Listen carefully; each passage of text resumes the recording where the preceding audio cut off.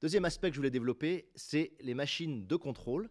Hein, j'ai décomposé ça en deux parties. Je vais le faire relativement essayer, de faire relativement rapidement. Machine de track et machine de vision.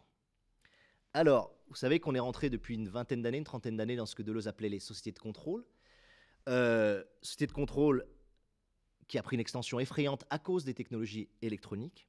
Aujourd'hui, on trace, on traque, on archive, on cartographie, on investit la trace sans arrêt. Moi, je dis, nos machines sont des chiens, puisqu'on n'arrête pas d'investir toutes les traces qu'on peut générer.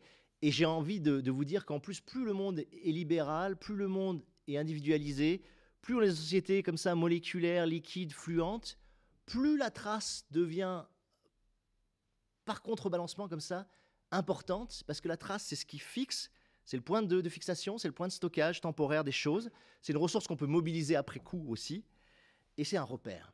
Donc on a une extrême mobilité de la société, on a des flux partout, on a beaucoup de mouvements, et on le conjure en prélevant des traces sur tous ces mouvements et sur toute cette mobilité.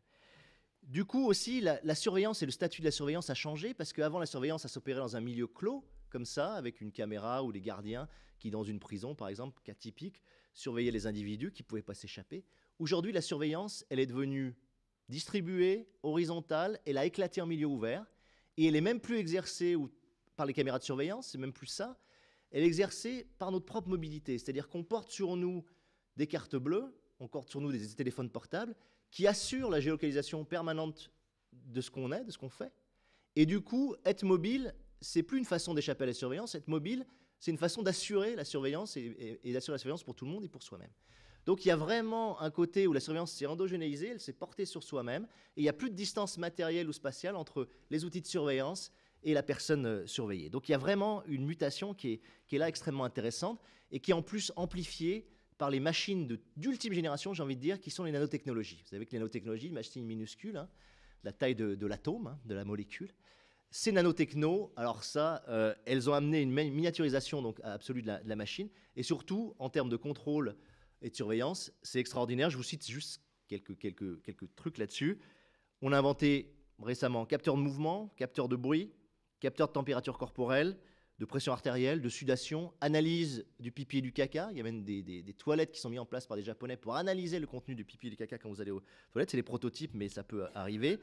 Capteur de rythme de la démarche, capteur de poids au sol, de pression, des nez électroniques pour reconnaître les odeurs, des oculomètres pour le suivi du regard, super important en neuromarketing aujourd'hui. C'est-à-dire que quand vous regardez une boîte de cornflakes, on est capable de suivre exactement le trajet de l'œil sur la boîte de cornflakes, combien de microsecondes vous restez sur tel endroit de la boîte de cornflakes, sur tel mot.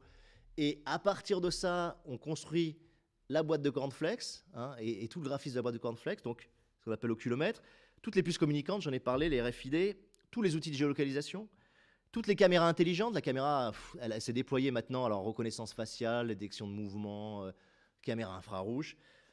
Tout ce qui est drone de surveillance, on les vend même maintenant à la FNAC, drone de surveillance miniaturisé aussi, sous la forme d'une mouche. Et enfin, pour finir, vous connaissez aussi lecteur biométrique. Alors on peut lire l'iris, on peut lire la paume de la main, on peut lire les empreintes digitales, on peut lire la forme du visage. Donc tout ça est archi-développé, tout ça est en place.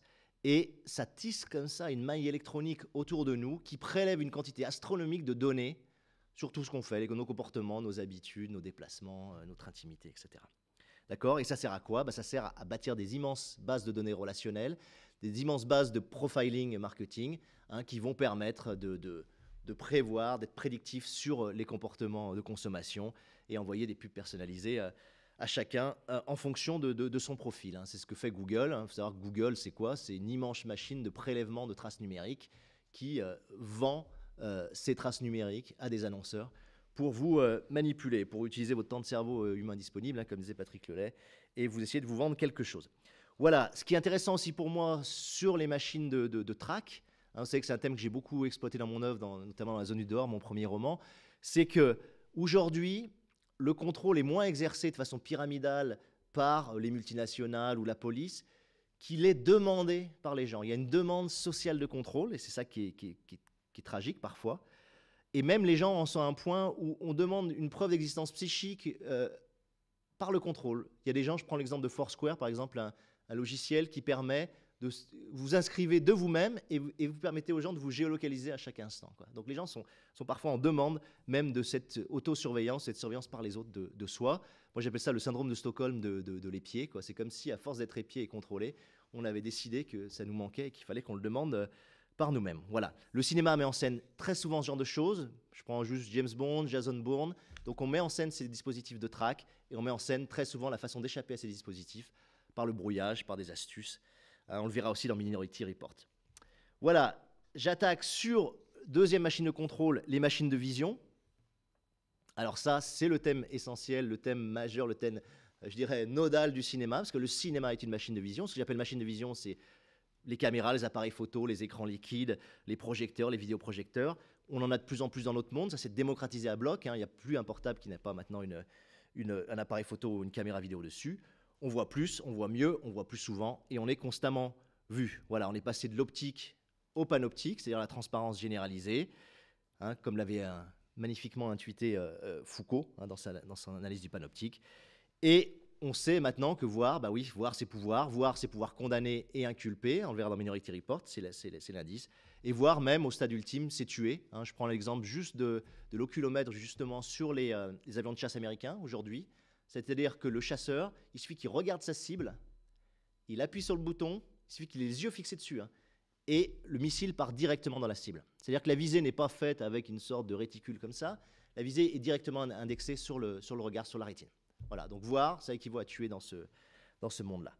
Alors, on va voir, j'espère que ce coup-là, ce sera les bons extraits, on va voir l'extrait numéro 2, un couplage de Minority Report et de Blade Runner. Je mets en parallèle deux machines de vision dans ces deux films. 82, 2002. Vous voyez, il y a 20 ans entre les deux films. Et le statut de l'image est totalement différent. On voit dans Blade Runner, c'est un côté un peu low-tech. Vous avez la machine qui zoome comme ça, avec un bruit comme ça un peu mécanique. Et on est sur une idée que l'image, donc qui est une photo ici tirée sur papier, photo fixe, c'est une conception, je dirais, solide de l'image, essentialiste. C'est-à-dire que l'image a une substance, et en zoomant comme ça indéfiniment sur l'image, vous allez trouver l'indice ou la preuve dont vous avez besoin pour générer votre enquête, d'accord? Mais c'est contenu dans l'image fixe, elle est contenue dans cette matière qui est l'image. L'image contient sa propre vérité. Et puis vous avez Minority Report, avec ces scènes qui sont extrêmement connues, où on voit Tom Cruise manipuler comme ça les images d'une façon extrêmement fluide, extrêmement liquide comme ça. Et on a le statut de l'image complètement différent. C'est plus la même matière. L'image, elle est devenue liquide. L'image, elle est presque devenue aussi gazeuse. Parce que dans Minority Report, il y a tout un travail sur les calques, les superpositions, les transparences comme ça. Et du coup, on a une image comme ça qu'on utilise comme une matière. Vous voyez, il la manipule. Et donc, on est passé comme ça de cette image essentialiste à l'image dynamique, à l'image fluide, à l'image gazeuse, quoi.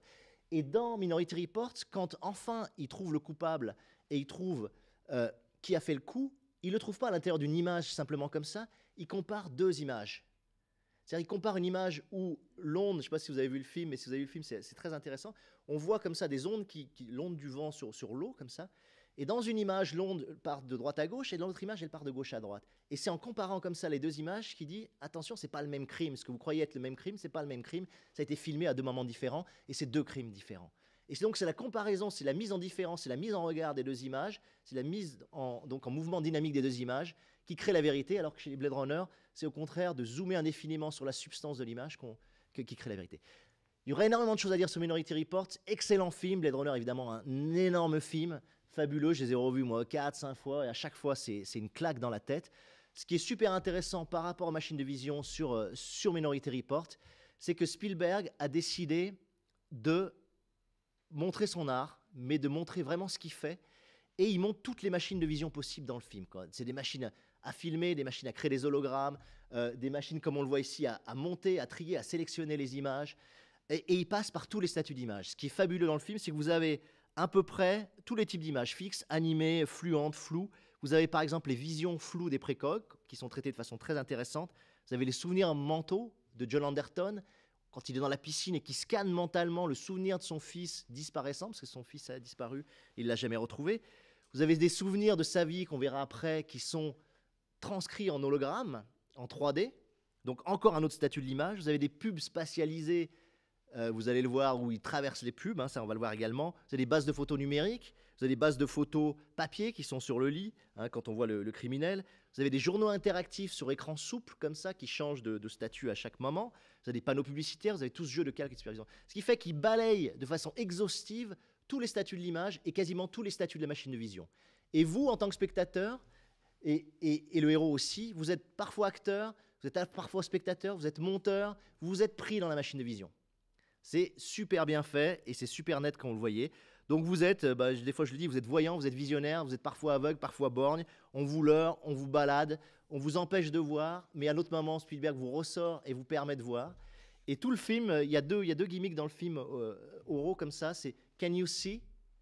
C'est le précog, hein, c'est la personne qui peut prévoir l'avenir qui dit ça. À chaque fois qu'elle voit Tom Cruise, elle dit « Can you see ?» Est-ce que tu peux voir, mais aussi en anglais, est-ce que tu sais voir, est-ce que tu es capable de voir?